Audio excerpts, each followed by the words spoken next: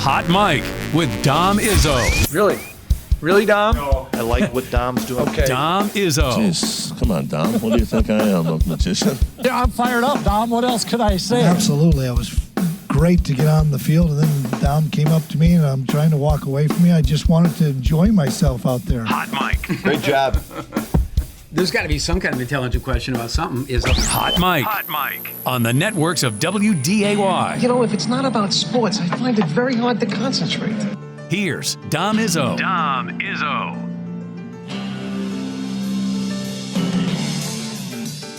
Good Tuesday morning. Welcome to the It's Spring edition of Hot Mike. We've leapt ahead since February 27th.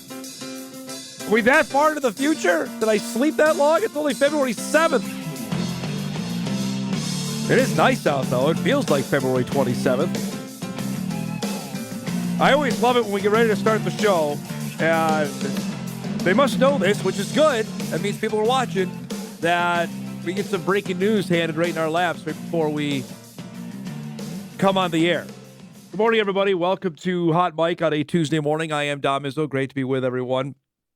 And we've got plenty to get to. I already have plenty on the docket already, and now we get some breaking news to start our show, which we had chatted about yesterday. And if you were listening to our show or listening to the Kolpak and Izzo podcast last week, we had heard this name as a possibility. It has now come to fruition. North Dakota State officially announcing that Steve Crutchley is the new wide receivers coach at North Dakota State. He'll replace Noah Pauley, of course. Pauley left to take the same position at Iowa State. Crutchley comes from UND, was the running backs coach last season for the Fighting Hawks. Prior to that, spent 5 seasons at FBS from 2019 to 2021. He was an offensive analyst at Temple. Prior to that, he was the wide receivers coach at Northern Illinois from 2017 and 2018. He has extensive work in the Missouri Valley outside of his work at UND. He was the running backs coach at SIU from 2008 to 2012. Worked with Randy Hedberg there. Also coached the running backs at Western Illinois from 2013 to 2015 and worked with Matt Entz there. So there's connections, as there always is in the coaching profession.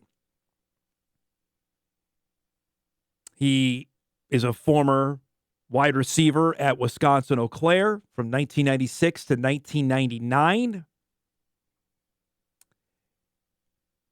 Was part of the conference championship team in 1998.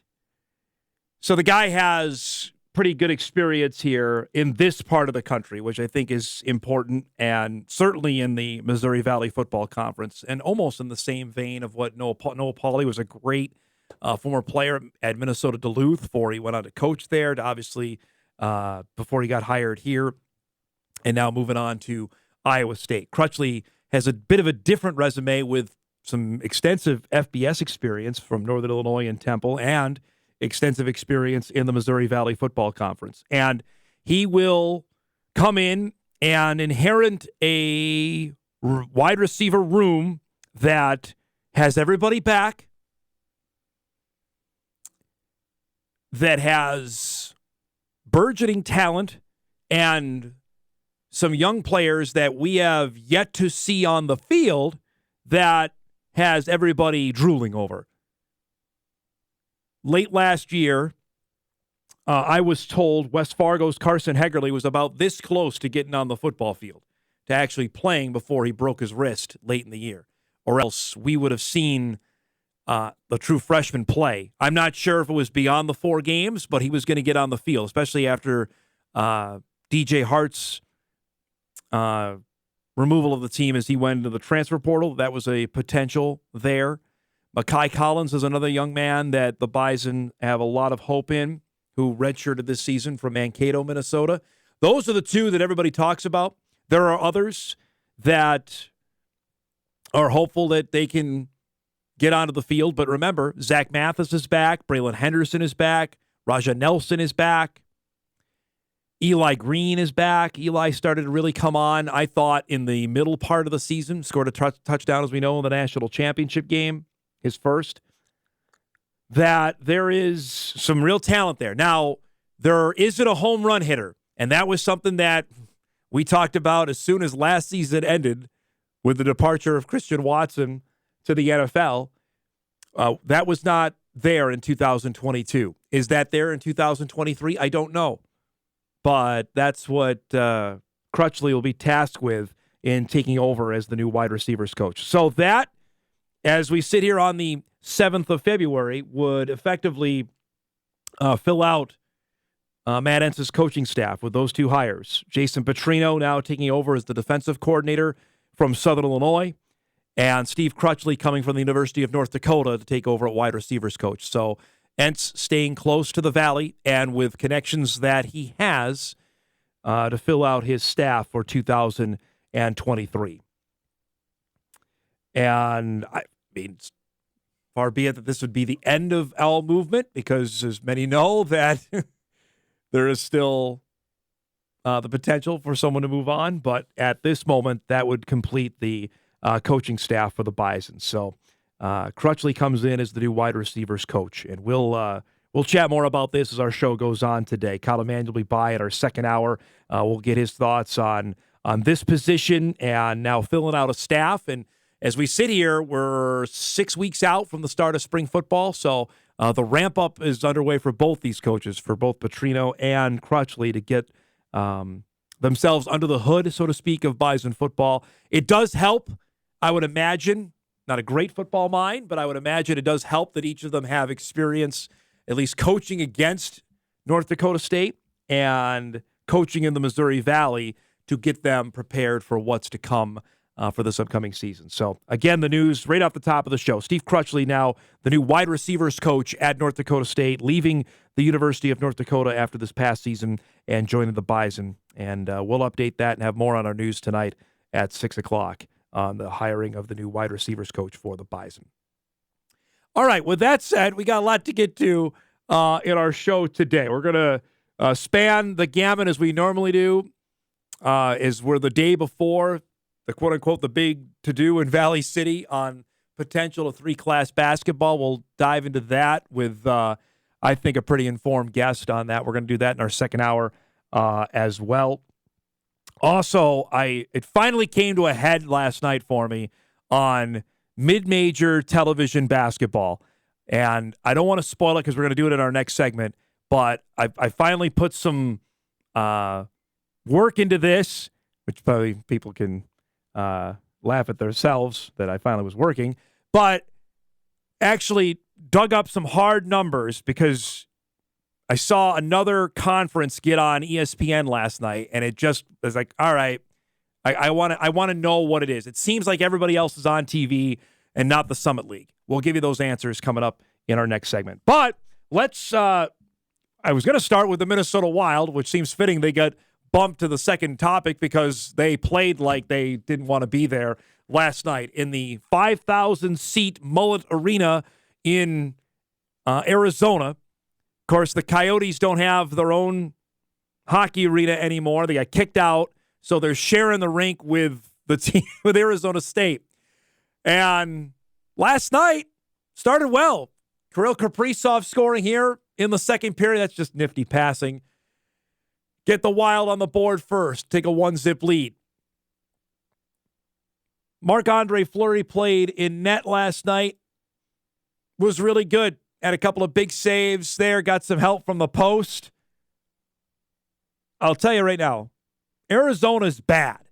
They came into this game 12 games under 500, and yet they hung around with the Wild. Jacob Shurkin scoring there on the power play to tie the game at 1. The Wild had a chance there as they hit the post. The rebound, Jonas Brodin will clean it up. Not known as a goal scorer, just his second of the year. The Wild go in front 2-1 early in the third, but they could not shake the Coyotes. Again, this camera angle should tell you exactly how tiny the rink is. Normally, you're further away from the play. You're right on top of it. By the way, I love the Coyotes wearing their old school threads. Those are sweet. I actually have one of those. sure my dad may have sold it, but I have one of those. That tied it at 2. Jack McBain gets loose on the breakaway. That's the game winner. The Coyotes beat the Wild 3-2. Just a bad loss. We talk about the Wolves losing to teams they shouldn't to. This is a bad one for Minnesota, especially considering that I think the Wild playoff position is way more tenuous than the Wolves. The Wolves have the fallback, so to speak, of the play-in. There is no play-in in hockey. Granted, if you can figure out the stupid playoff format, I'd love a tutorial on that. Anyone wants to give that. As I understand it, the top 3 in each division make the postseason. Right now, the Wild still have that spot, but only one clear of Colorado. These are the Central Division standings. So more importantly here, the top 3 make the postseason. Okay? Then it comes down to 2 wild card spots after that, which is strictly on points. And the Wild would not be in because they trail Edmonton and Calgary there. But in this, Colorado's coming, folks. The Avalanche, reigning Cup champs, are starting to put it together here. You don't want to mess around here. And they're not catching Dallas or Winnipeg. So you got to beat teams like Phoenix. As it stands right now, the Wild will play Winnipeg in the opening round of the Stanley Cup playoffs. Dallas would get Colorado. Boy, that's a heavyweight matchup there. Look at the East. The Devils would play the Rangers. That'd be crazy back home. Carolina, I don't like how they do this. It doesn't make any sense. Anyway, the Wild with the loss last night out of the All-Star break. Now they play the Stars tomorrow night on TNT. You just saw where Dallas is in the standings, so you don't want to lose to teams beneath you at this point of the year. You got to start winning games against all the teams underneath you in the standings, because look at what they have coming up. And you guys can bring the graphic back up. These are the playoff graphic. These are the next 6 games for the Wild. At Dallas, home to Vegas, home to the Devils, home to the Panthers, home to the Avalanche, home to the Stars, home to the Predators. Anything you notice on there? All those teams are on there outside of Nashville. All of them are there. So this is, I don't know if murderer's row is the right way to describe it, but it's going to get a heck of a lot harder for the Minnesota Wild over the next stretch.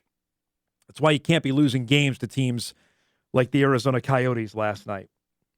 The other big Minnesota sports news, and it happened late yesterday, the Minnesota Vikings have found a new defensive coordinator. And it is the man that many had hoped for to take over a defense. It's Brian Flores, the former Miami Dolphins head coach, longtime New England Patriots assistant. He takes over for the Vikings and has his work cut out for him. There's no doubt. We talked about this. With Jason Petrino as the new vice defensive coordinator. Flores has got some work to do because he doesn't know who's going to be on his defense for 2023 yet.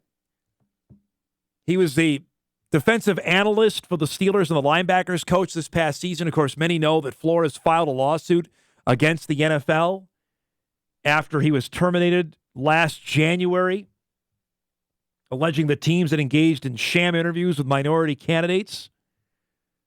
The suit also claimed that Dolphins owner Stephen Ross had pressured Flores to lose games. They were thinking he was tanking on purpose and recruit a prominent quarterback who was under contract with another team. Of course, that was Tom Brady. The Dolphins, of course, got fined for this. They lost their first-round pick in this year's draft because they were found guilty of tampering, of talking to Brady. Don't know if there's any more merit to the lawsuit there with Flores, but certainly seems like it. And now he will come in, and boy, he's got a ton of big decisions in front of him. And I read the Star Tribune article over the weekend about the 18 guys the Vikings have decisions on, and a ton of them on defense. Patrick Peterson, Dalvin Tomlinson, Chandon Sullivan, he can hit the bricks. Duke Shelley, Eric Kendricks, I think he's gone. I think Zadarius Smith is gone. Harrison Smith is gone. Jordan Hicks, probably gone. Daniil Hunter, you pay him. You pay Daniil and say goodbye to Za'Darius. But all that is under Brian Flores' decision-making here. And I would assume that he went into this interview process saying, how much say am I going to have? If KOC's got this much say over the offense, then how much say do I have with Kwesi Adolfo-Mensah about who's going to play defense? And is this a short-term fix? Everything in the NFL seems to be these days that you can go from terrible to pretty good in a not long of a time period. But the Vikes have some major money tied up in guys that are old, and knowing full well that they spent 2 high draft picks on guys last year that didn't really play in Booth and Scene. It'll be really interesting now. Now they've got their guy. Now the decision-making process will begin between now and mid-March. That's when NFL free agency opens, on players that are going to come back, players that are going to move on. I think you blow it all up. And you don't have to even be like the Eagles defense. They're amazing. Philadelphia is awesome on defense. But if you're the Vikings, just be average.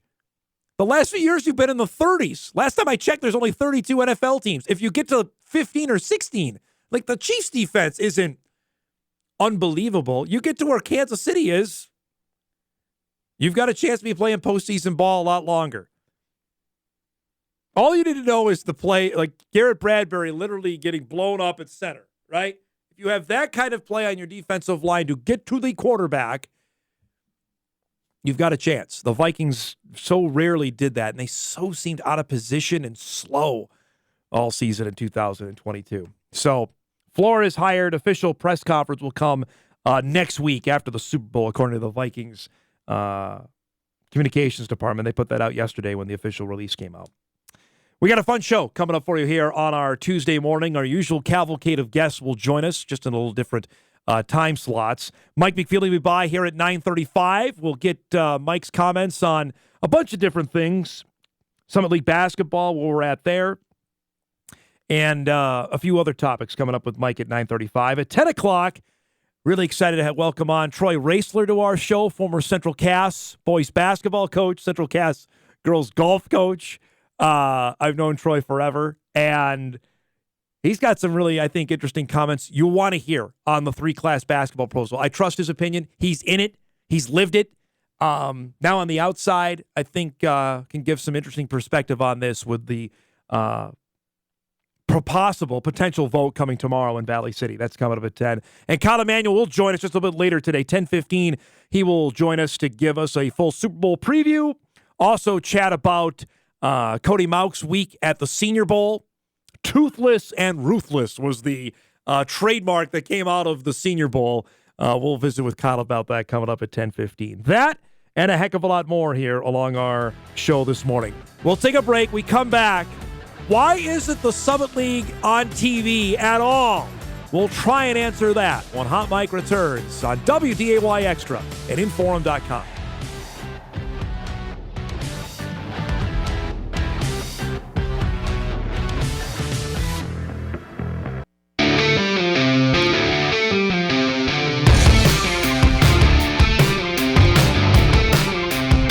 Hey, don't forget our WDAY Extra Game of the Week. Back tonight on the ice. Good one at the EDC. Grand Forks Red River against Fargo Davies.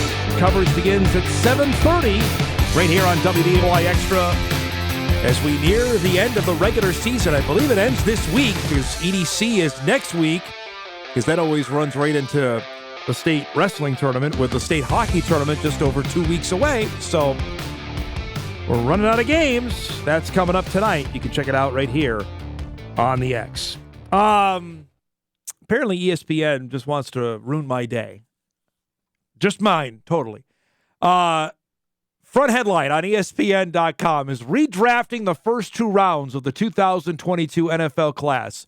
All 64 picks. And obviously with hindsight being what it is, they change things up here. The Jags, of course, are the number 1 pick.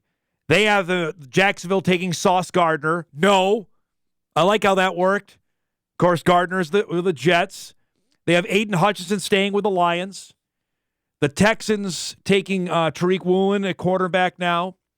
The New York Football Jets. The New York Football Jets with the 4th pick, and instead of taking Sauce Gardner, would have drafted Brock Purdy. He would have went from Mr. Irrelevant, the last pick of the 7th round, to the 4th overall selection. That's not what's alarming enough as we bring in our EP, Eric Bonnell. Eric, scroll down to where the Green Bay or the Jets are with the 10th overall pick, and look who they've got there. Instead of drafting Garrett Wilson, they should have taken Christian Watson at number 10. I mean, Watson has been the better overall receiver this year. Would you be crying about that if he was a Jet instead of a Packer right now? No, I wouldn't be saying that. I'd say whoever the Packers take is better than whoever the Jets took. We would have. This is telling me we would have. Well, by the way, they did not change the Packers pick. How do you feel about that? They kept Quay Walker at 22. I actually like that pick because they need a lot of defensive help they need some more dudes on that side of the ball. All right. I'm crying then. The Jets could have had potentially Brock Purdy and Christian Watson. Also at 28, they have a new pick for the Packers there, by the way, if you want to scroll down. Instead of taking Devontae Wyatt. I mean, Karlaftis has been pretty good. I'd say that, too. I mean, he had some immediate help there. I'd take that pick. Yeah, that might be a different deal there. What is it? I have changing with the Vikings here. I'm going to see Minnesota. We can make Kyle cry here. Let's see. We got the Vikes. Okay. Yeah. Josh Paschal was a defensive end instead of Lewis Seen. Of course, that didn't work out there. So, all right. There you have it. So, Purdy and Watson instead of Zach Wilson or Mike White to Garrett. I really like Garrett Wilson. That's the thing. But Watson, boy, he was all right. Watson has the higher upside than Wilson. That's what the article pointed out too, and I can't dispute that he has the higher upside, as they like to say in this time of the year. Okay, just a couple minutes here. I want to spend some time on this. So last night, I see a tweet come out from the Big Sky Conference that says, "Reminder: we've got national televised game tonight. Weber State at Northern Colorado on ESPNU last night." And the game itself isn't what I want to discuss. The fact it was on TV, and Northern Colorado in Greeley won by 1 million over Weber, which is kind of alarming considering Northern Colorado not very good. Weber normally pretty good in the Big Sky. What got me, and I tweeted this out, is that, again, the Big Sky joins a list of mid-major leagues that have a couple of regular season basketball games on ESPN television. The Summit League has none. And this graphic I made this morning will illustrate exactly what I'm talking about. The Horizon League, which is made up of teams like Wisconsin Green Bay and Youngstown State and Milwaukee. We're talking like-minded IUPUI's schools. in there. Yeah, our friends from IUPUI and Fort Wayne and Robert Morris are all in the Horizon. They have 5 games on the ESPN television networks. The MAAC, not the MAC, the MAAC, which is a group of schools in the northeast part of the country, mostly in New York. Iona, Siena, Niagara, our friends at Quinnipiac, Fairfield, Marist. They have 6 games on the ESPN television networks. Keep going here. You mentioned the Big Sky, part of its deal has 1. That's you saw. The Big Sky made that deal just a couple years ago. The Big South has 6. The Big South is Gardner-Webb and Winthrop and Charleston Southern and High Point, Radford, North Carolina, Asheville. They get 6 games on ESPN TV networks. And then the Summit League at 0. 0. Now, Josh Fenton, the newly commissioner of the Summit League, he's in his first full year here. I know this is on the priority, something we're going to ask him when we take the show to Sioux Falls at the Summit League tournament. But I would ask you, and I'd ask him, why is this happening? Why are those leagues, which I haven't done my RPI research yet, that'll come probably in the next commercial break, of where those leagues are compared to the Summit. And the Summit's all right. Not great, but it's all right. That those leagues can get at least one nationally televised game, and the Summit League, if you were to put that South Dakota State, North Dakota State game on, that would have been pretty good TV. And selfishly, I would tell you, I don't want to lose an SDSU, NDSU game, and I can probably speak for Midco here. They don't want to lose that. That's prime real estate. That's the game you circle. You want that one. But if you're telling me ESPN's picking it up, like, all right, well, or ESPN2 or ESPNU wants the game, okay, that's a willing sacrifice there because it'll better the league in terms of, hey, there's going to be some more eyeballs on the game. You hope people are watching on ESPN Plus. You can say that to the cows come home, but come on. We're still in an era where people watch things on television more than they stream it. The numbers are going up, but still linear TV wins the day. And yet the Summit League can't find any real estate. There are still games available, and I understand that the windows is different. Dan Margulis, who came on from ESPN, told us that. The Big Sky has the advantage because of their time difference, that the Mountain Time Zone, that game started at 10 o'clock Central Time last night, okay? Nobody's big fan of that. Heck, people were really upset a couple years ago. The Bison played a game at 8:30 football-wise. But there's got to be a way. And I look right at Friday night, folks. Friday night, there is a window there. The Horizon League has its deal on Friday. I think the MAAC has its deal on Friday. You got to do something. I've hammered scheduling in this league for far too long, but do something different. Eric, you got the numbers? It's the current RPI what we're looking at here you brought up? Yeah, it's the current RPI. Okay, so we've got You can see the Summit League's the best one. So you got the Atlantic Sun at 15. There's the Summit at 17. The MAAC at 21. The Horizon at 25. The Big Sky at 24. So, I mean, come on. Big South at 28. Give me something here, people. It's better than most. We can get into that maybe here when our next guest. We'll take a break. Mike McFeely coming up. Lots to get to with Michael and a variety of topics. We'll do that when Hot Mike returns right after this on WDAY Extra at InForum.com.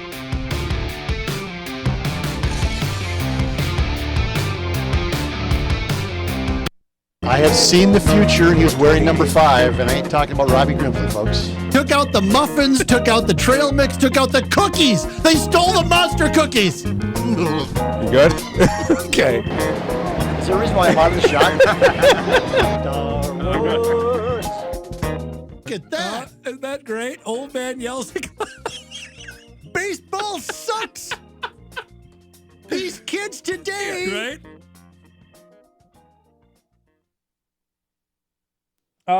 Couple things I want to start with. You were in Sioux Falls last year at the Summit League tournament, and I know you talked to Josh Fenton about a variety of things. And because just going off our last topic, last night I saw the Big Sky had a regular season game on ESPNU. Weber and Northern Colorado were on, and I know he's still getting his feet underneath him here. But I look at it, every other mid-major league has men's and women's regular season games on ESPN. At least a couple, right? It's not a regular thing like the ACC or the SEC or the Big East or whatever.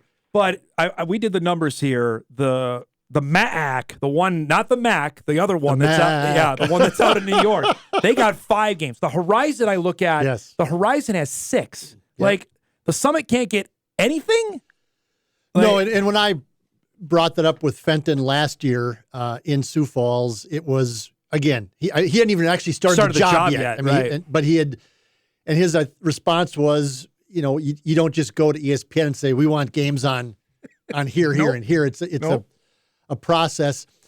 So I don't know where they go from here. I do know that Matt Larson, the athletic director at North Dakota State, had mentioned that last year after Fenton took the job, that, it would be nice to get some Summit League games on ESPN or some other linear network, so just to get more exposure. But last summer, the Summit League hired a consultant to sort of figure out a value on the Summit League. And I never heard back from Fenton, never heard back from anybody at the Summit League when I tried to pursue that story. I ended up writing it without any comment or any input from the league itself on what they were looking to do. Yeah.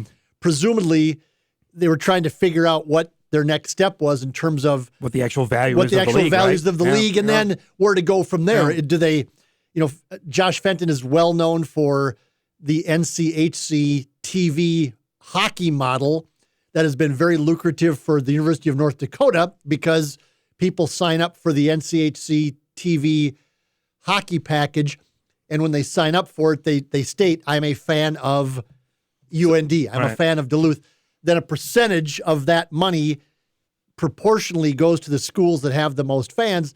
UND clearly has the most fans in college hockey in this area, and so they get most of the money.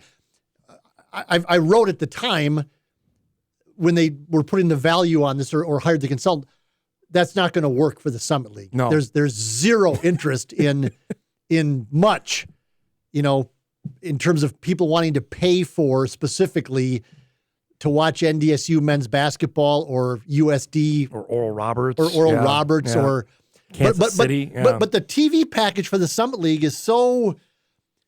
These leagues insist, it's disjointed, as you well know, all of these conferences insist on getting things on ESPN Plus. Yep. There's no benefit to Forum Communications or Midco Sports or anybody else to getting it on ESPN Plus. But whether it's the Valley Football Conference, whether it's the Summit League, they think that's a big deal to get it on ESPN Plus. I don't know that it is.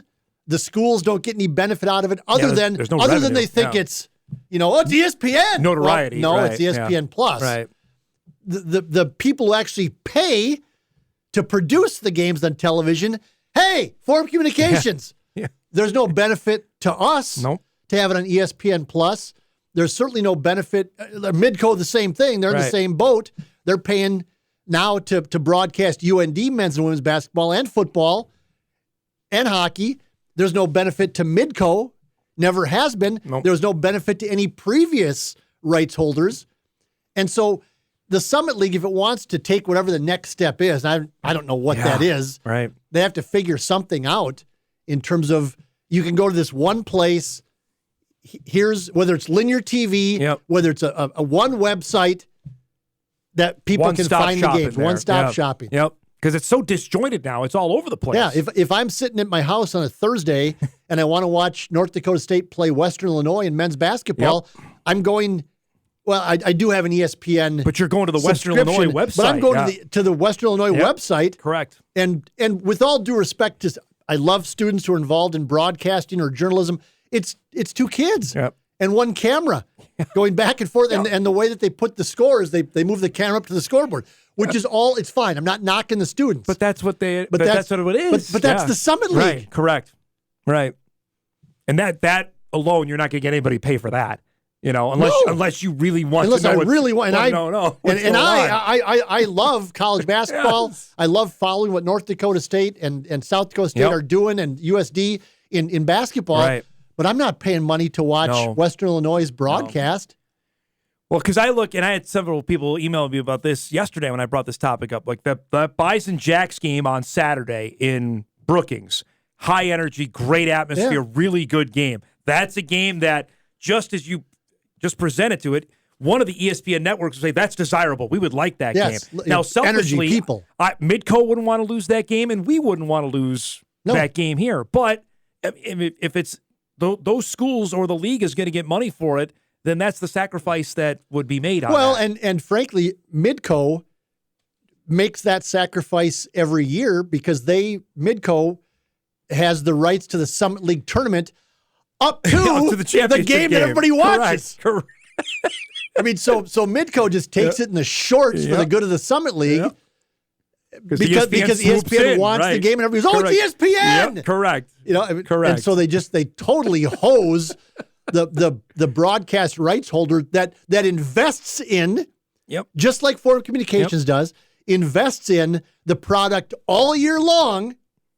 Midco and Forum invest in Summit League coverage, but when it comes down to it, the game, or the games now, I guess, both games, the men's and the women's, get, thanks for all the money you're spending. And that's a common throughout all those other leagues as well. Yes. I mean, the only difference is they have more games on linear TV than the Summit, but they all get swooped in when ESPN decides, because it's championship week and they get they get to brand it that way and then put all the games on television. Let me go off for a second. Oh, go for it. I didn't know I was opening up a can of worms. Yes, you did, because it folds out of or dovetails from whatever the cliche is off of what we're talking about, that it's certain local entities in this area that broadcast these games all year long, invest millions of dollars in people, in equipment, in travel, do all of these things, okay?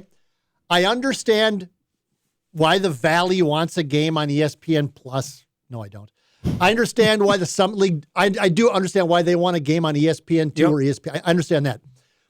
But when ESPN gets these games and they put up the wrong logo, or they refer to SDSU and show San Diego State highlights, or they put up the UND logo instead of the NDSU logo, or they put up the NDSU logo instead of the UND logo, or the broadcasters say North Dakota when they really mean North Dakota State.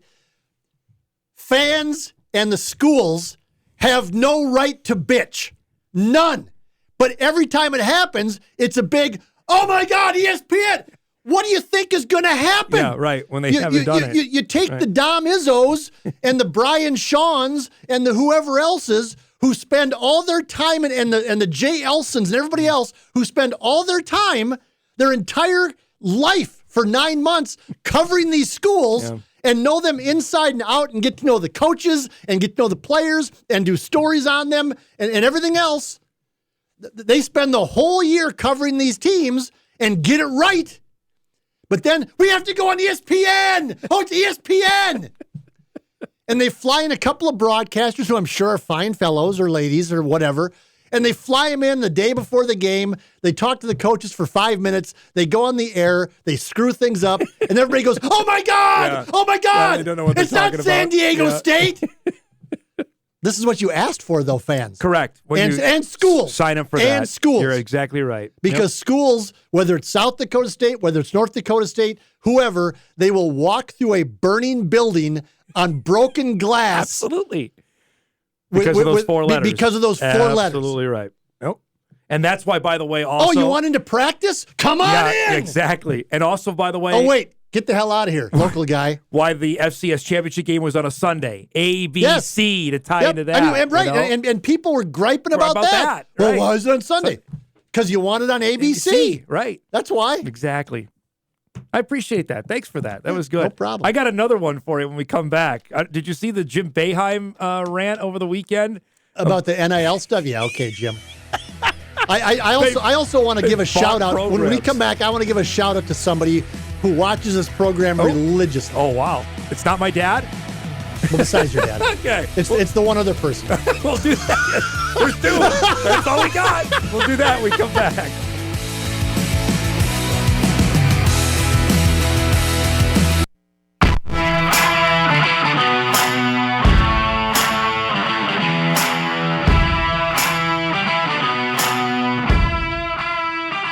Guys in back have got you ready to go there with your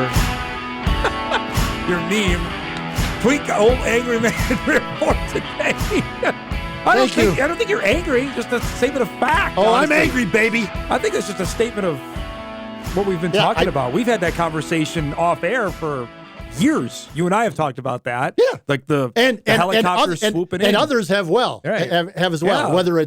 Whether it's a previous rights holder, whether it's Midco, I've had all of these conversations with multiple people in all of those organizations. You said you had a shout out. Yes, I need to that shirt you have on that says Hot Mic or some. Yeah. I need to buy one of those from you, or I don't know, maybe you could give one to me, or a hat, or a T-shirt. All right, because a friend of ours Mark Bailiff. We spent some time. It was my daughter's birthday on Saturday. Emma was 22 years old. So awesome. we had a little get-together for her. And Mark Bailiff, a dad of a friend of Emma's, told me that his dad has a routine every Tuesday. Oh, boy. He has to get back home in front of his television at 9:30. Wow. Every Tuesday. How about that? So he goes out and does his stuff. I think he's 75 years old, Mark said. He goes out, goes and gets his Burger King, biscuit and coffee, and it's great. Has to get back home at 9:30 on Tuesday mornings. Wow. That's fantastic. To watch. That's awesome. Me. Us, to watch us. I was going to say. Well, I appreciate that. Now, his politics align with mine, and he's a huge Bison fan. Okay. So it's the best of both worlds. We don't get into politics much here, nor do we need to. But so if I could, that's if awesome. we could give him absolutely a little. Thanks for watching. Yes, that's fantastic. We can make sure that happens. We can. I'll talk to the people, and way more important than me on that. Have your people talk to my people, and we'll take care of Mr. Bailiff. We'll get him a shirt. Absolutely. That'd be great. We'll take care of Mr. Bailiff. Okay. On that note, I mentioned this yesterday.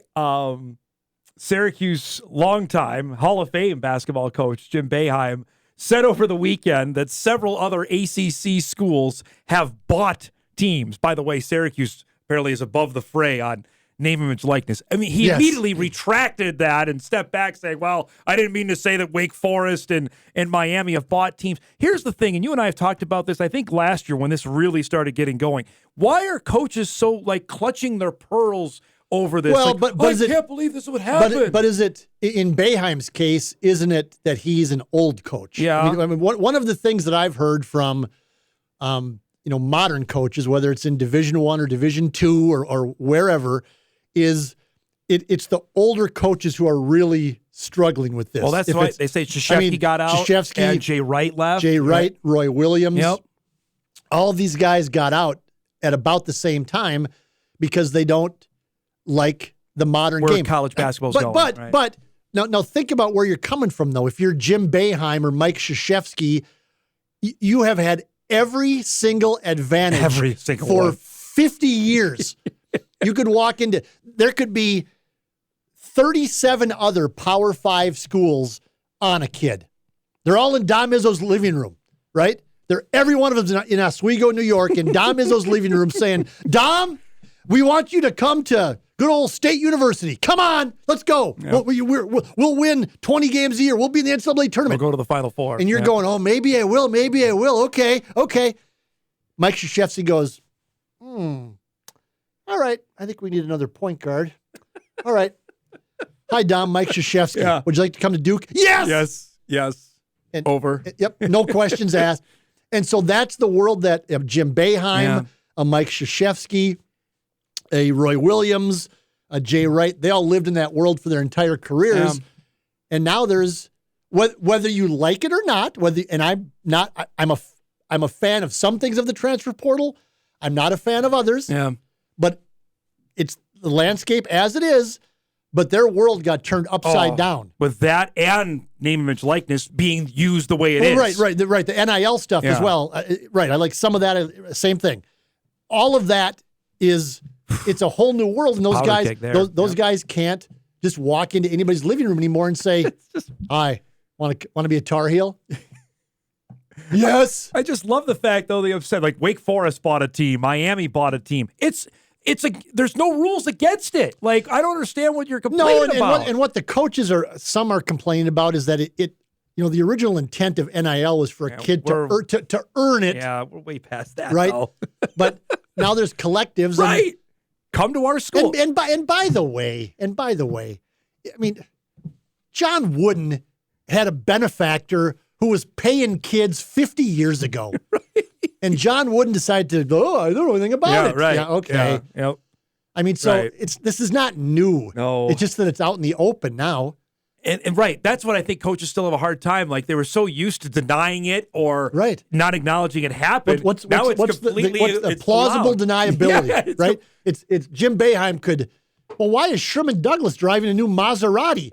I don't know. It must be that part-time job at Taco Bell. Ronnie Cycli working at McDonald's. Yeah, gosh. He got a new car, right? What? I mean, come on. Right. Exactly. That's all I had to say on that is come on. Last thing before we go, Bison have a new wide receivers coach, and Steve Crutchley coming from UND, running backs coach the past year. What? For the Fighting Hawks. Matt Entz's staff now complete. And I know you hate this term, that's a room, though, that brings everybody back. Still, I'm wondering, if that home run hitter is there or not, but interested to see what he'll do there. I'm not even sure they need they first need to start with somebody who can get open. Yeah. Not even a home run hitter. I know that they lost DJ Hart at a bad time last year. Phoenix Sproles was really never a factor at all last year, the last couple of years. Yep. Well, he was in 2021. He had a couple of big catches that season. I guess I've 2 of the last 3. The spring season, he wasn't a factor then. Yep. But I mean, they have to get guys who can get open, catch the ball when it's thrown to them. They need a quarterback that can get him the ball. Yep. Cam Miller had trouble with that late in the year. But the thing that really stood out, and Christian Watson is likely a once-in-a-lifetime get for North Dakota State, they need somebody that can stretch the field. That's the part that it was obvious teams were just saying, go ahead and try to run past us. Because Samford, Incarnate Word, and South Dakota State, that was the last 3 games of the year. Go ahead. They just said, go ahead. You're not going to find. We're just going to put 8, 9 guys in the box there, right? And they still beat those teams because their offensive line was so good. But there was just no, as coaches say, nobody could take the top off of defense is what NDSU was missing. They need to find that guy. I don't know that he was on the roster. I don't know that he was playing last year. I mean, there was ample opportunity, and it just never seemed to happen. Right. But whether it's one of the young guys, Mekhi Collins, the Hagerly kid, Carson Hagerly, whether there's somebody else, I don't know. But that's something that NDSU has to solve for this year. If this might be a year, and this is going to really piss off NDSU fans, but this might be a year where it's okay to not be quite up to your standards in certain positions, because I'm not sure anybody's beating the Jackrabbits anyway. Got to stay right, and so maybe this is the year where where a 9-2 is a good year, and you take your chances in the playoffs, and then you hope that you get better for 2024. And then the Jacks are losing guys in the portal. Well, that's never going to happen. You want to talk? Right. There's it's like every other fan base. There's a certain segment that's living in la la land. Delusional, correct. I think the NDSU has plenty of those people as well following them. But I think that Jacks fans who think that they're not going to get touched because they're the Jackrabbits and we have everybody back, and Tucker Kraft stayed. And right. Well, Christian Watson stayed too. Yep. And could have left and went to some really big programs. And he said no. And he said no, and still guys left because that's what happens. Great to see you. Thanks for giving us some good stuff, and we'll make sure we get a shirt to your friend Mark's dad. We'll make sure that happens. All right? Appreciate that. No problem. Good to see you, bud. You damn well better. It's on record now. We've got 2 people that watch the show now every day. We know that, so we're trending. Well, every Tuesday. They avoid it like a plague at 9:30 on Mondays. So Monday, Wednesday, Thursday, Friday. Well, not but so much. especially Mondays. Especially Monday. You can hear the clickers clicking away at least for that half hour. On Mondays. On Tuesdays, they're all back, baby. All right. Good to see you. Thanks for coming by. Mike McFeely joining us each and every Tuesday. We'll take a break. We'll start hour 2 of the big show. We'll do that right after this.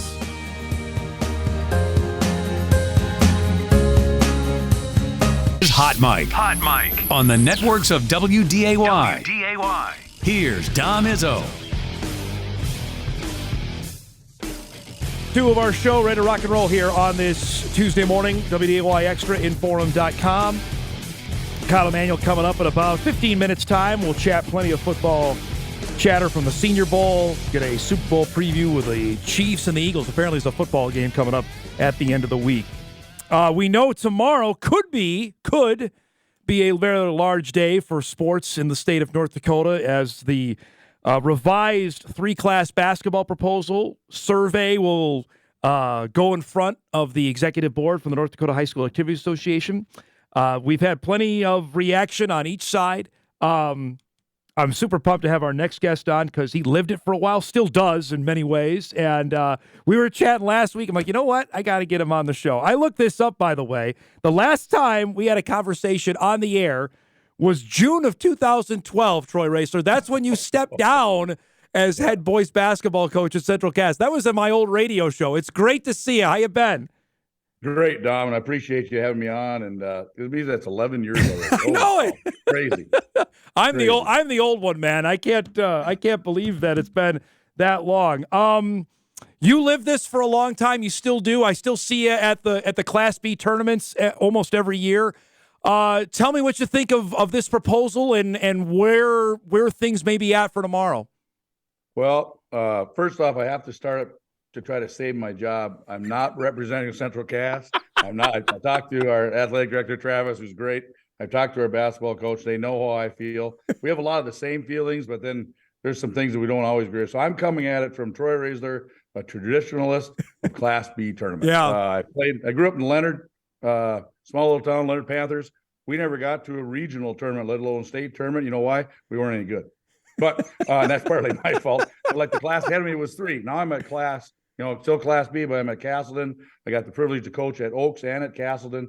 Castleton's, if it's not one of the biggest Class B schools, it is the biggest Class B school. So I've seen both ends of it. I love the Class B tournament. I think it's the biggest tournament of the year yet.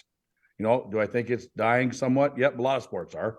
But I still think it's the biggest tournament. It's like, I don't know why that's where they're starting. So, in your mind, would you say 3 class? We don't need 3 classes, or would you say we do, but just maybe not this exact proposal that's been put forth? Yeah, I don't know what the exact proposal is.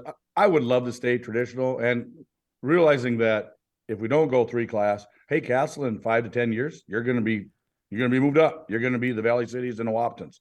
And Kinder's going to be the same way. Yeah. West Fargo just keeps growing.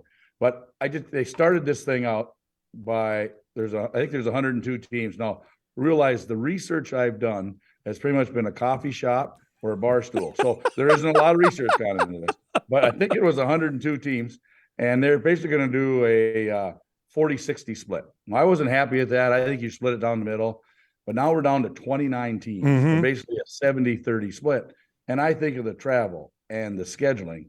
And then they said, well, we'll wait. We'll talk about it this year, and it'll go into effect in the 24-25 year. Now we're pushing it hard for this year. And I think about the TV rights. I think about the games are going to be on. I think about our scheduling. We have 6 teams or 7 teams in our region now, 6 teams above. Are we driving to Beulah? I mean, I think about our 80-year-olds that come to the ball games every night. Those games aren't going to happen. I mean, that's what I worry about. The Class B has such a firm hold with, I think, people of your generation, and that's no slight. It just is. And it's not just people of your age. I think also that's all that certain people grow up with as well. If it's not the premier, the last tournament, I am interested how that reaction will go over. That's really interesting.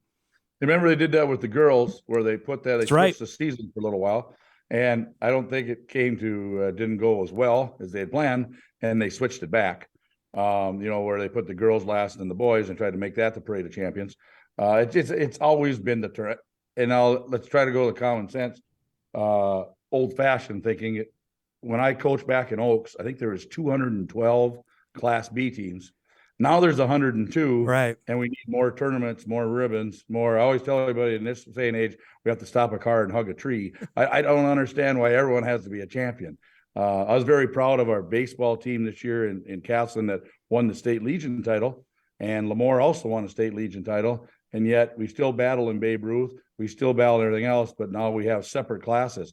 One of us didn't win a state title. One of us got second. I'd like to think it was us. Lemoore might think the other. I have a lot of good friends down there, but I think it waters it down. I don't know how else to say it.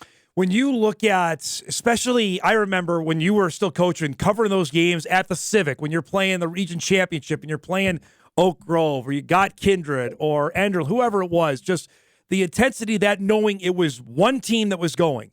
It's going to be different under this plan now that 2 would go. Does that change as well for how you prepare for that? And really 2 out of 7 in our region, 2 out of 6 up north. You got a 1 in 3 shot of going to a state tournament.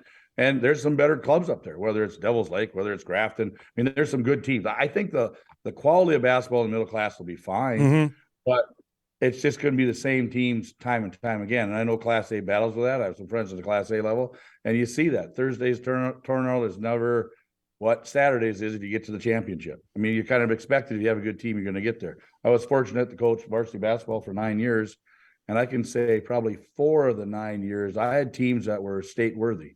2 of them were lucky enough. I was lucky enough that they brought me along, got there. But that's part of the thing. You lose the region championship.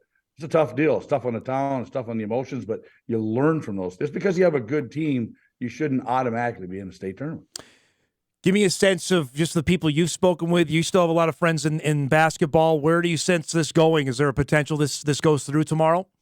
Well, I've said this many times, and I think you would agree, but I have a face made for radio. But if you look at the gray on the side of my head, the people my age don't want it. I mean, they grew up with it. And so, things change. I get that. But sometimes I think we just change things too fast. I could even get on board that, hey, let's slow this thing down. Why would my athletic director have a different schedule for basketball, volleyball, wrestling, football? I mean, let's figure out what classes should be there, get a decent number of teams so people aren't driving from here to Devil's Lake on a Tuesday night, in our level. I know Class A does it. We're not used to that, and figure that out. I just think it's going way too fast. They're rushing things. Maybe it needs to be done. I can live with that. Maybe they could put the bigger teams in Class B in 2 regions, and only 2 of those teams make it. So it still has a small flavor, but you have the chance when Enderlin's really good to knock off Central Cass, or when Maple Valley's really good to beat a Devil's Lake. I look at it, and right when you were getting done coaching, that I could see Central Cass was going in this direction in terms of population. I mean, the facilities there, you agree, they're better than some Class A schools. There's nothing, and this is my opinion, Troy, there's nothing, Castleton is nothing similar to Hankinson. You know what I mean? Right. They're Class B schools in name only. There's nothing there, and that's why I think only for Central Cass and Kindred, they're going this way, away from a Hankinson, a Maple River, a Lemoore. That's why I think this is needed. That's my opinion. Yep, and I don't think you're wrong there. And even if you did nothing, which if you ask my wife, I'm pretty good at that part. But if you did nothing, Central Cass and Kindred are going to be gone. So if you didn't do anything, it kind of takes care of itself. I see. Now, we did just barely beat Hanks the other night in Class B basketball, so I'm going to catch a little crap from our head coach all the time. But so I think that rivalry's still there. But once that's gone, we're not playing Hankinson anymore. We're not playing Maple Valley. And the number of people I know in Devil's Lake, even though it's really good fishing, is very few. But it's hard to build those rivalries. So when I hear Valley City talk about, we're going to have some great rivals, something like that. No, we're not. I mean, we haven't had them. Now, 10 years from now, 15 years from now, maybe. But our rivalries are with the towns that we know the kids and the people are from. Do you miss it? I think it's going through. Don, this isn't going to stop because Class A's usually always voted with us. How many times has this been voted on? 3 times? Maybe? Oh, gosh. I've been here since 2006. I think this is the 5th time I've covered one of these. Yeah. And so it's just like a school tax thing. If you vote on it long enough, pretty soon the people that are against it get tired of voting and it goes through. And that's what I really think this thing is. Do I think it can be tweaked? I sure do. I just really am fearful how fast they're rushing it. I got a son that we've gone to every state tournament together since he's a 5th grader. He flies in from Iowa just to be at the state Class B. And that's personal. That's something that's going to be gone. They're going to say, well, can't you fly in? Well, if it's us and Devil's Lake every year, if it's Kinder and Grafton every year, no. I mean, if it's into Jamestown, and nothing against Jamestown, this is where I get myself in trouble. But if it's 1,500 people watching instead of 8,500, it's different. And who's going to be on the TV? Not that live stream is bad. It's a great service, but it's not ABC primetime. You guys had your hands full with this thing too. If you were still coaching, would this make you not want to coach? Not want to coach, but I would be very, as most people know me, boisterous about my opinion. I just don't want it to happen. And I said last time, I think 2012, maybe when I was coaching, they had this proposal and it went down. But I told people that I know at High School Activity Association, we're going Class A. I said, I'm not driving to Devil's Lake, and I'm not driving to Bottineau to play basketball. I said, I'll compete. Will I be as good as Davies? No, because of that Mason kid. But we can compete. So are we going to be middle of the pack when we're great? Mm. Yep. Are we going to be at the bottom end when we're not? Yes. But I just think I see the number of days these kids are gone already, and no one's taking effect. They're mad because their team didn't get to the state tournament. Yeah. And I don't think that's the right angle.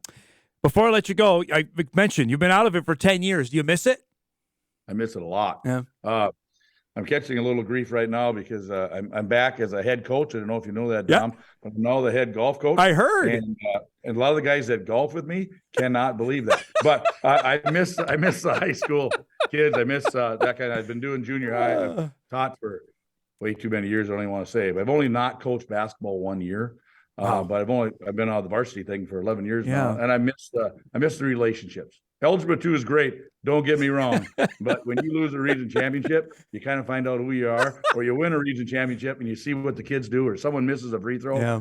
That's the neat thing about sports. It's not what color ribbon or how big a trophy you got. It's a relationship. All right. Well, now that you're in a spring sport, you got to lead the charge about moving the spring sports season later. I've been 100%. pounding the table on that. I know nobody listens to me, but nobody plays golf here in March. Let's move it later. And the golf courses, they make their money in the spring, so they don't want you there on the weekends. Let's move to the fall like the girls did and have Saturday tournaments. They don't miss the classroom. Supposedly, we're here to work, learn things. I mean, so I'll see you in the spring on the radio. That's if I still have my job after today. Hey, I really appreciate you letting me have It was great to see you. I will make sure we do this again. And if I don't see you beforehand, have fun at the B this year, okay? I'll be there. Good to see you, bud. I'll be there for both, I hope. Good Thanks, to see you. Tom. Troy Roesler, former Central Cass boys basketball coach, giving us a few minutes with, I think, an informed opinion, certainly, what's going on with the 3-class proposal.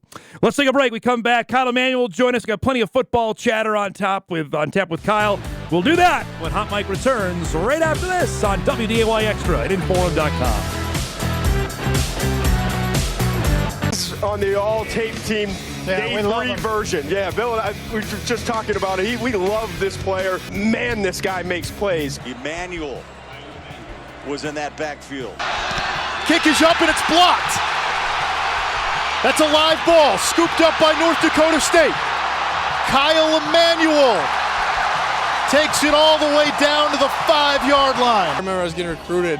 Coach Bull told me, if you come here, I think you'll win a national championship. He never said anything about 4. Always great to see our buddy Kyle Emanuel just a little bit later than normal. I appreciate you being flexible with your schedule today. So I was Super Bowl media night last night, and it got me thinking. You've been interviewed plenty of times, most of the time by me. So did you get any question that made you go just stop in your even in the NFL, just stop in your tracks and say, okay, what? Like anything like that? You could say it was me too. It's fine. No, I don't think you've asked me anything that bad. I'm sure I have. Again, I always go back to, and I know it's completely different, but the thing that always comes to mind is at the combine. Yeah, and I'm sure I've had some with the media. Obviously, I wasn't getting interviewed as much as some of the other guys in the NFL, being a base down linebacker. But yeah, I always go back to the combine because I was, I think I've used the example. They brought me in and they were like, "What's the similarities between a bicycle, a boat, and a car?" Or and it was like that's the one I always remember, or like a golf club and something else. And it was just like, what are they trying to? So yeah, what are they trying to learn here? Nash Jensen told us yesterday at the NFLPA game. He got asked if you're stranded in the Sahara Desert and had like $40 or something. What do you do? What do you do with it? Like. How does that relate to playing guard or tackle in the NFL? I always wonder, he said it was critical thinking, I guess. Sure, so I get it from that standpoint, but it's like if you really love a prospect and that's the question that they don't answer correctly, is that going to be the deciding factor? Draft the guy. Maybe it's like that's what they use between two guys. They have the exact same on their board. And well, this guy's going to survive in the Sahara Desert, and this guy's not. So we're gonna give him a chance. So odd. I'm looking here. We did this story earlier. ESPN.com has a story about redrafting the first 2 rounds of this past NFL draft, and it's so easy now to go back after the season just wrapped up and done it. They have Jacksonville taking Sauce Gardner number 1 overall. There was talk, I think, a little bit of talk of that last year and leading up. Obviously, he went 4 to the Jets. They kept Aiden Hudson with the Lions at 2. This is the one I thought was really interesting. They moved Brock Purdy from Mr. Irrelevant to the 4th overall pick with the Jets. I don't know if I agree with that yet. Yeah. I mean, I know, he played really well. Really well. It's a small sample size. Was he – I still think – and look, we'll find out, right? We'll find out next year if he's healthy, if he gets a start, if he goes somewhere else, whatever. We'll find out. But I just think that sample size is so small, and I think he was more a product of his environment. And that might be too harsh to say. He still won every game that he played the whole time in. Yeah. The one that they lost, he was obviously injured.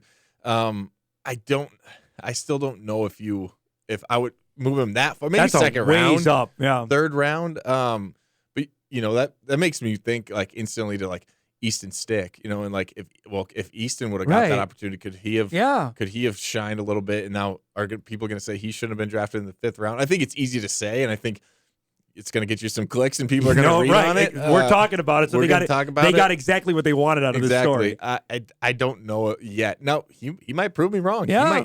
Maybe he wasn't. Maybe he can go to a different team and he can ball out there too. But I think it's a little early to say that. Here's the one I really wanted to throw at you. At 10, that's where the Jets picked Garrett Wilson. And this one, the redraft, and they have Christian Watson at 10 overall. That makes some sense after what we saw. Yeah. And I think there was some steam at the end of the first round, obviously, for Christian as we went through this whole process last year. Yeah, he was already a fringe first rounder. Right. I think some people question whether he basically was. He was the second pick in the second round. Right. That I can get on board with a little bit more because where he was drafted. Obviously we know a lot about Christian Watson, so it's a little bit different than Brock Purdy. But where he was drafted already was at the end of the first round. What he showed, really. And obviously we know his skills and we know what he can do on the football field, but really to just kind of overcome some mental adversity as well and everything he was dealing with. Because if they would have done this midway through the season, they would have said, well, he's maybe 3rd or 4th rounder. Right. But what he was able to overcome, the drop, the Aaron Rodgers situation and everything going on in Green Bay, and they're losing and things aren't going well, and for him to come back and have the season that he did, that shows me a lot about his work ethic, which we already knew was really good from his time here at NDSU, but just to that's hard. And the NFL it's just different. And obviously we have a lot of media here for NDSU. It's different in the NFL. It different than even if you played at probably like Ohio State or Alabama. It's just there's just more scrutiny. Yep. There's more people with a bunch of eyeballs on you every single week. There's only 32 teams. And for him to be able to overcome that, to me, that's the most impressive part about it. So you were here last week at this time, right before the practices got going for the Senior Bowl, and then here we go again. Another Bison has a monster week in Mobile. You can just rubber stamp it. It seems like every year. I know you're not surprised that Cody had a great week, but was there anything you took away from watching, either just seeing on Twitter or getting the feedback you saw about what he did last week in Alabama? Yeah, I think the most impressive thing is that we saw a lot of his highlights, a lot of the things that were going around social media were him playing guard. Yes. And I think it's easy for us to sit here and say, especially me, I didn't play this position, but to say, oh, well, yeah, you played offensive line, you can just move down and it's simple.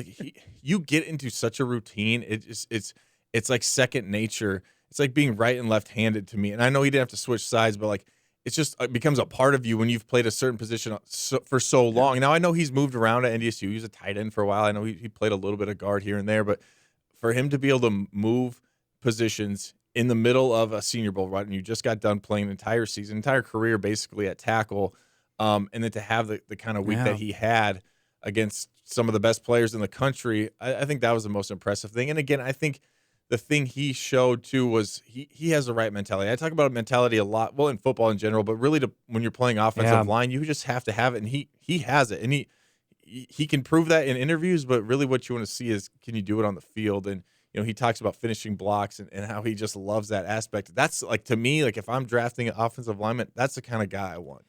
The fact that on the fly, and you did this as well, to go in front of the NFL scouts to play a different position that you haven't played, that's got to win you over. I know that it had to help you, and it's certainly got to help him last week. It's always beneficial, right, if you can do multiple things. I think even more so along the offensive line. Now, I know they've changed the rules, and you can dress more offensive linemen than you could in the past, but you're not going to dress 10 offensive linemen. You're not going to have a backup for each position. You have to have a guy that can play multiple spots. You just have to. Every single team has one. If you can have more than one, that's even better. And if you can draft a guy and you're like, hey, we really feel good about him at left guard, but if we have to throw him out to right tackle, left tackle, we feel good about him there. I mean, you just continue to add value. And I think I could be wrong here, but I think offensive line might be the position where flexibility in your position is more important than probably anywhere else on the field. There was a little bit of that for me playing linebacker. Right. If you can play middle, you can play outside, you can come up on the line, play defensive end. Obviously, there's a lot of value in that too. But offensive line and just being able to move around, if there's injuries, if there's whatever, and if you can be that guy, you can stick around in the league for a long time. So he's got a big check mark next to the Senior Bowl. Obviously, next is the Combine on the whole checklist, and the Pro Day is last. But Matt Miller, who's a pretty respected guy, has Cody now at the end of the first round. Has he done enough yet, or is the Combine really a chance to win, like Christian did, just to wow him over and say, this is a guy that maybe we worth taking at the end of the first round? Well, yeah, I think he's done enough to solidify, I would think. Second round, right? Worst case, late second. That the floor is the second round, right? I would think he's done unless there's something just glaring that comes out within the Combine and Pro Day and different medical things. I mean, there's still a lot of things to overcome, but to kind of validate throughout this whole process. But yeah, he's definitely got it off to a good start, and I think a good Combine. Who knows? Obviously, it comes down to just one team, not all 32, but just comes down to one team. Absolutely right. Wants him in that first round. It's hard to say at this point, but he's well on his way. Do you know what a good 40 time is for an O lineman? Yeah, I mean, I would say anything under 5 or anything right around 5. Okay. Anything under 5.1, you're probably pretty happy doing okay? with. You get into the 4.9s, you're doing really well. This is a lot different than we were talking about last year with Christian at 4.2, Right. but I'm just curious because that's obviously you don't. Yeah. Like when they go to the Combine, I'm curious. I know that certain drills are important for different position groups. Obviously, yours were different than what Christian's was. What do you know? What for the drills for the old linemen, which the ones that are the money ones for them? I don't know. I mean, it's hard to simulate, right? Like they're blocking bags. Right. They want to see movement. I think that's where I think he's really going to excel. So like the cone drill kind of, that would be a big one? Okay. The 3 cone, the pro agility one, they call it like the L drill, things like that where it's less straight ahead speed. Like we talked about this last week, like offensive linemen, how often are you sprinting downfield? Now you do have to be able to get out and block on screens and pull and things like that. And I think he's obviously more than capable of doing that. I think the bench press is another one that's going to be big. Even the I'm blanking on the name of it, the jump, the broad jump. If that's more of an explosive thing. So if he can do well there, I think that's another one. It's a combination of all of them, right? But I think, if you had to pick a position where the 40 matters the least, I would assume it's got to be the O-line, yeah. Let's take a break. Much more with Kyle. We come back. We'll actually chat some Super Bowl. There's a football game coming up on Sunday with the Chiefs and the Eagles. We'll do that when Hot Mike returns on this Tuesday morning. We're back right after this.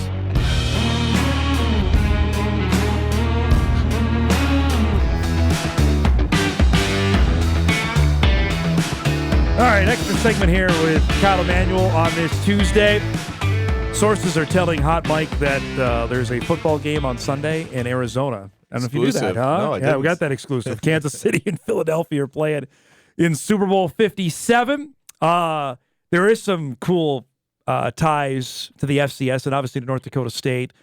For each team, 2 of their best offensive players, Kansas City's Jerick McKinnon. You know him well from, I think, the best game in the history of the Fargo Dome. Dallas Goedert plays, obviously, tight end for the Philadelphia Eagles, and he was a load when he played at South Dakota State. Obviously, Viking fans got, I don't know, see the great McKinnon because he was pretty good in a couple of years, and he's flourished now in Kansas City with Patrick Mahomes. The crazy part, we were just doing this off air, is that he played both defense and offense in 2011, the year before he became the quarterback in the legendary 2012 game here. Yeah, he was. Man, he was a dude. He was exactly. Yeah. He could do it all. And it was one of those things, kind of in 2012, where like, well, at least on the defensive side, because like we didn't have to deal with him in 2011. I think he must have been playing defense in the postseason. Like, well, where did this guy come from? Because the year before, and I forget his name, they had a quarterback, and he was Jabo Shaw. That's what it was. I knew it was Bo something. Yeah. There was a Bo in there. He was solid. He was good. He wasn't a guy that necessarily scared you. It was like, this is the guy that if he keeps the ball, he runs the ball. we feel okay with that. And then the next year, you're watching film and it's just like, well, this is different. this guy's he's built a little bit different, and you don't necessarily want him to keep the ball. And obviously, the game showed it was different, right? It was a completely different game there in 2012, and one that I would say we were kind of fortunate to walk away with a win. To be honest, just given obviously we were a good team that year too. I would argue the 2012 team was, at least for me, was probably the worst team. I mean, in quotation marks, right? Yeah, you win 4 national championships, but it's probably the worst team to win a national championship that I was a part of. Not that we were bad by any means, but that team for Georgia Southern just was full of, and we talked about Wilcox as well, who was a safety that also Dominique Swope was on that team. He was a good player too. A lot of good players. So his stat line against the Bison, he had 2 completions for 5 yards for 2 out of 5 for 91 yards and a touchdown. Marcus got beat on that play, I can just say, because I know he still remembers that. 31 carries, 168 yards, and a touchdown. His longest run was 25 yards. It seems like it was longer in that game, but he was a beat, right? 31 carries, and he only got 168. 168. Right, I'll take that. Because the following year, he was a junior in 2012. The following year, I remember watching them because they made the announcement after that they were moving up to FBS. So 13 was their last FCS season. They beat Florida.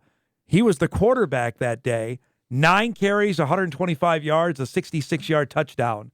In that game in the Swamp against Florida. And he's still doing it well. Dude. And I don't know, he had a streak going there, didn't he, for this year with the Chiefs? So yes. Touchdowns every single game, or like receiving touchdown for a running back or whatever. I mean, he's a dude. Obviously, talk about being able to switch positions. Yeah. We were just talking about with Cody Mauch. He can do it all. Play defense, played quarterback. Now he's a running back and doing it really well at a high level. And to tie this in with SDSU, with Goddard, like, when you play, they obviously, Jake Winicky was a freshman year, senior year, and they obviously had Zenner. They had guys, but Goddard was the first that I remember, and I know you were in the NFL by then, that he was different. He was, okay, the Bison don't have a matchup for this guy. Yeah. That's how I remember that. Right. It's kind of similar to Tucker Kraft in the sense of when you get a tight end like that with the size, and it goes back, and that's why the tight end position is so special at times. When you can get guys that are that athletic that can run, it's just you don't know who to put on them. They create mismatches all over the field. There's someone that you always have to,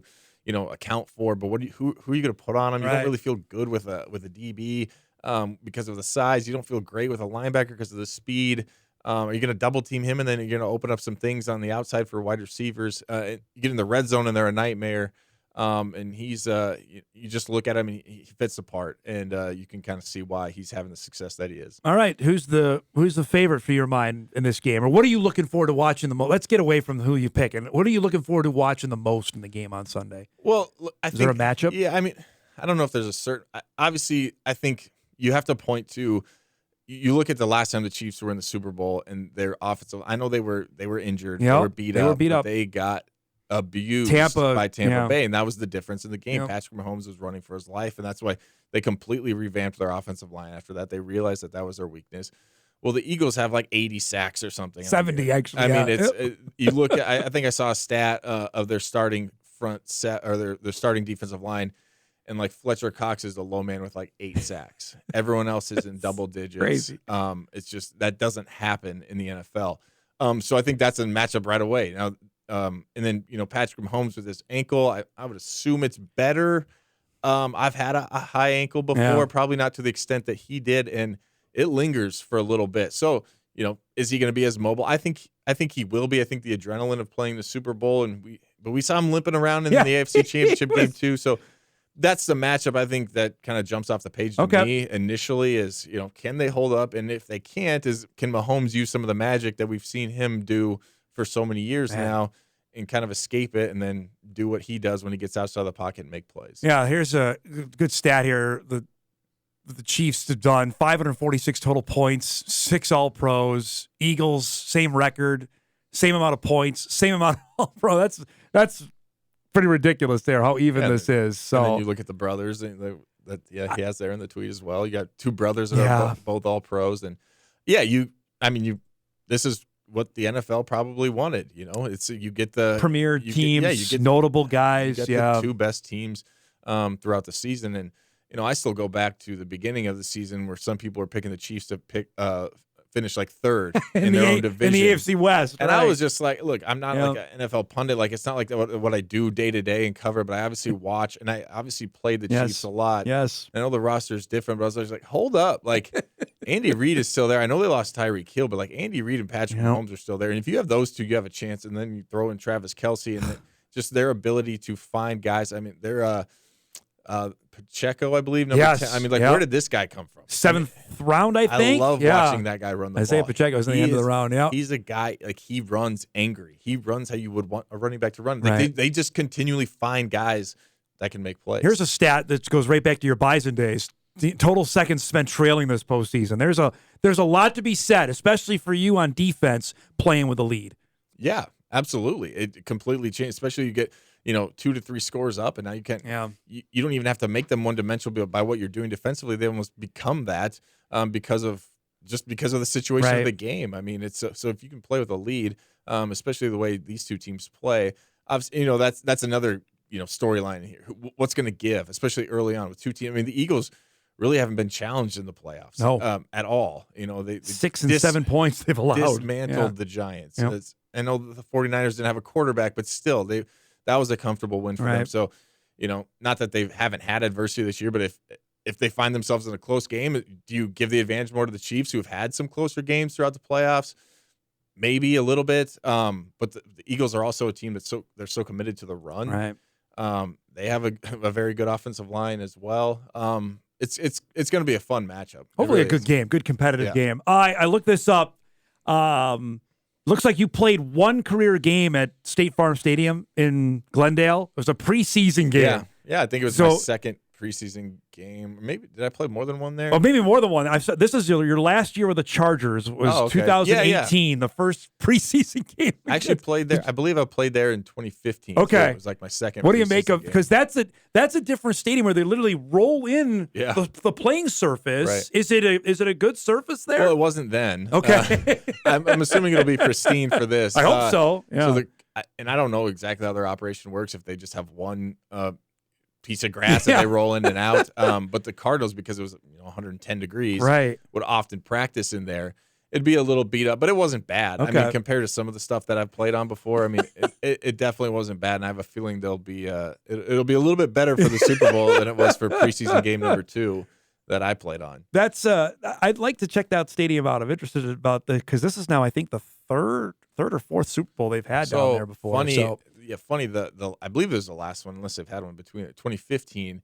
They had it down, and I was down there. The Seahawks and the Patriots game, right? So I was training. Okay, I was training in Phoenix, and the Waste Management, which is going on also this weekend. Yeah, and it was madness back then. I bet. And I can only assume that the population of Phoenix has skyrocketed. It's not shrunk in the last 8 years. So it's going to be madness down there in Phoenix. A good time though, because Waste Management is one of the most unique golf. Did you get to go to that? I did. I walked through. I wasn't really a golf fan back then. I hadn't really picked it back up yet. I just done it when I was younger. Kolpak's going to be there this week. You know that? Yeah, he's going to be there on Thursday. He'll have a good time. I'm sure he will. He will have a good time. Definitely. Great stuff, man. I always appreciate you coming by, and looking forward to the big game coming up on Sunday, and we'll do this again next week, all right? Good. Good to see you. Kai Man will join us each and every Tuesday here on Hot Mic. When we come back, we'll put a bow on the show and get you ready for a busy Sports Tuesday. We'll do that when Hot Mic wraps right after this.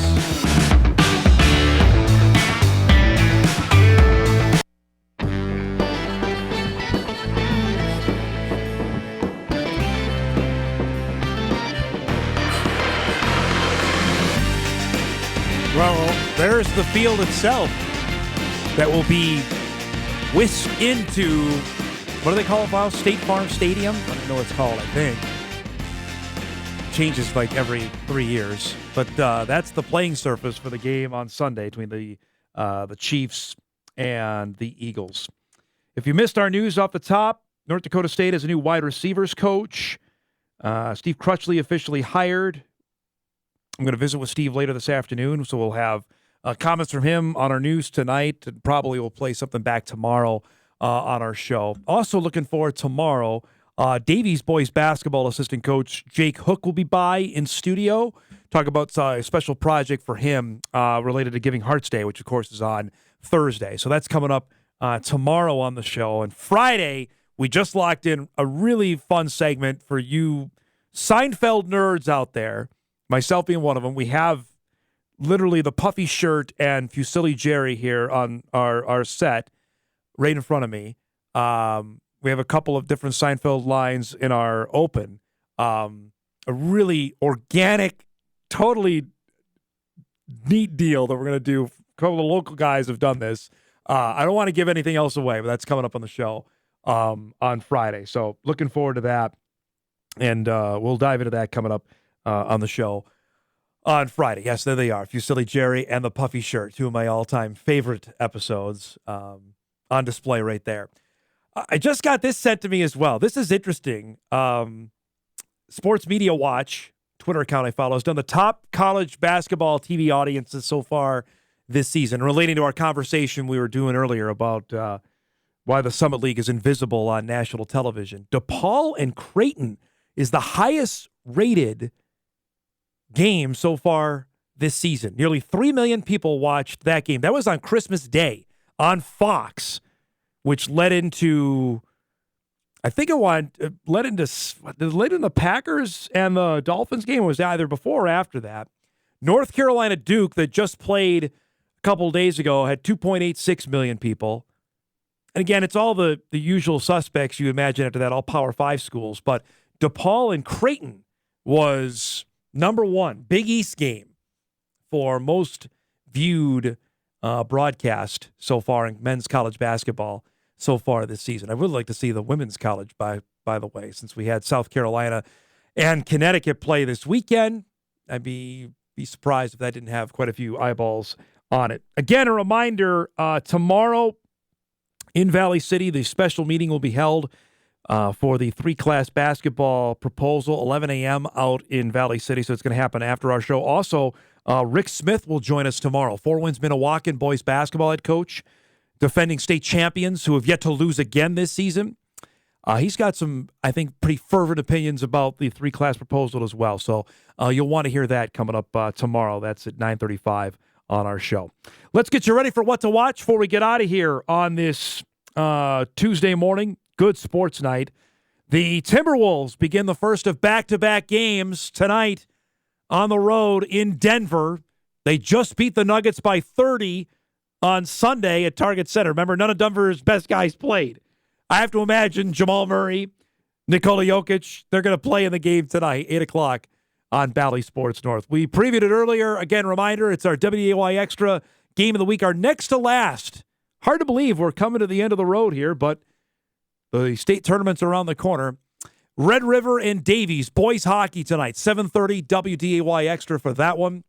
Should be an interesting matchup there between two teams that are hopeful they can make a run up in Grand Forks at the Ralph for the state hockey tournament in just a couple of weeks. Also, a ranked Big Ten basketball matchup. And I say I'm laughing because Rutgers is highly ranked, but they're good this year. It's Rutgers and Indiana, 5:30 tonight on the Big Ten Network. Rutgers is 24th in the country. Indiana is 18th. The Big Ten is bizarre this year is probably the best way to describe it. Also, for those of you that I know that watch the show, that are ready to watch the Gophers tonight, Minnesota is not playing tonight. Its game with Illinois has been postponed because of COVID issues with the Gophers men's basketball team. So that game has been postponed to be made up later on during the season, which right now, the way the Gophers are going, they'd be all right if they didn't play maybe anymore the rest of the way. That they're coming in at 1-11 on the season. So their game tonight will not happen between Minnesota and Illinois. So that's what our what to watch is on that. Also, another note, I just got this sent to me as well. Don't forget, Dom, spring training begins on Monday. So the teams will start assembling in Florida and Arizona. So one of my buddies will tweet out is literally when the Super Bowl is done on Sunday night that baseball season officially begins now. Which, yes and no. I mean, can we enjoy some college hoops for a little bit, considering how long football goes now to, February 12th, and it's going to go a week longer once they get to 18 games. Can we at least enjoy a little bit of college hoops before baseball?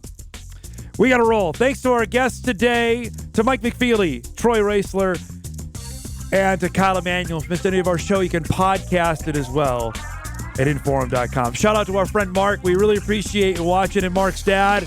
Have a great Tuesday, everybody. We'll see you back here tomorrow on Hot Mike on WDAY Extra and InForum.com.